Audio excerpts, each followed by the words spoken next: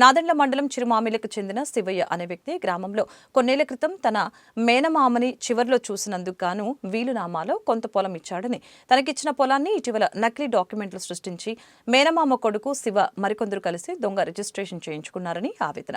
ఇప్పుడు పొలాన్ని వదిలి వెళ్లాలని, లేకపోతే అంతు చూస్తామని మేనమామ కొడుకు శివ, కాట్రగడ్డ మస్తాన్ మరికొందరు కలిసి వేధిస్తున్నారని ఆరోపణ. తనను వేధిస్తున్న వారిపై నాదెండ్ల ఎస్ఐ పుల్లారావు వత్తాసు పలుకుతున్నాడని, పొలం వదిలి వెళ్లకపోతే తుపాకీతో కాల్చి పారేస్తానంటూ ఎస్ఐ పుల్లారావు బెదిరింపులకి దిగాడని ఫిర్యాదు చేసిన శివయ్య.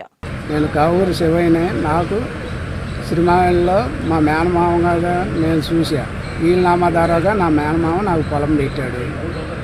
అది మా మేనమామ చచ్చిపోయిన తర్వాత పాములపాటి వెంకట శివ అనేవాడు నువ్వెవరివి, ఇది నాకుందనని చెప్పి వాళ్ళ అమ్మ చేత కన్నం చేయించుకొని కాట్రగడ్డ మస్తానరావుకి తాకట్టు పెట్టి కోర్టుకి వెళ్ళి కోర్టులో నామం వేశాడు.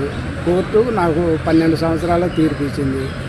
తీర్పు ఇచ్చిన తర్వాత నేను మళ్ళీ తహసీల్దార్కి పెట్టుకున్నాను. తహసీల్దార్కి పుస్తకాన్ని పెట్టుకుని ఆయన పుస్తకం అడంగులు నాకు ఇచ్చిన తర్వాత ఇంకా ఈ చెల్లవని చెప్పి కొన్నాళ్ళు ఆయన ఉండి ఇంకా అడంగులు అయ్యి తీసేపించాడు.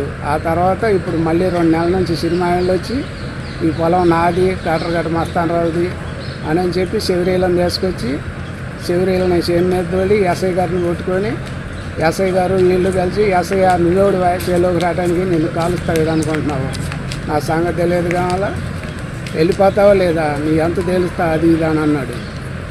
కట్టా శివరీలు 5గురిని తీసుకొని చేలోకి వచ్చి మా కవులు అతన్ని కూడా బెదిరించి మీరెవరా, మాకు కాట్రగడ్డ మస్తానరావు వెంకట శివ వీళ్ళు రాసిచ్చారు, నీకేమీ లేదు, నువ్వు చేలో నుంచి పోవాల్సిందే, పోకపోతే నేను చేను ఉంటాను, నువ్వు చేలోకి వస్తే నీ ఎంత తేలుస్తాను అని చెప్పి బెదిరిస్తున్నాడండి. నేను చేలోకి రేపు పొద్దున్న ఉంటా, ఈ పూట ఉంటానని అంటున్నాడు. అతను సిరిపాయలో ఒక రౌడీ షీటరు.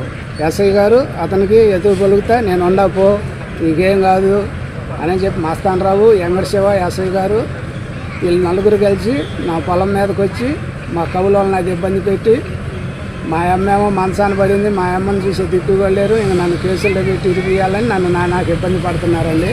నా ఎంత దయించి మీరు న్యాయం చేయాలి. ఆ 4 నుంచి నాకు ప్రాణహాని ఉందండి. ఎస్ఐ గారు మాట్లాడితే నేను తుపాకు పెట్టి కాలుస్తాను, నువ్వెవడు ఆయనని బెదిరిస్తున్నాడు. నా ఎందుకు దయించండి.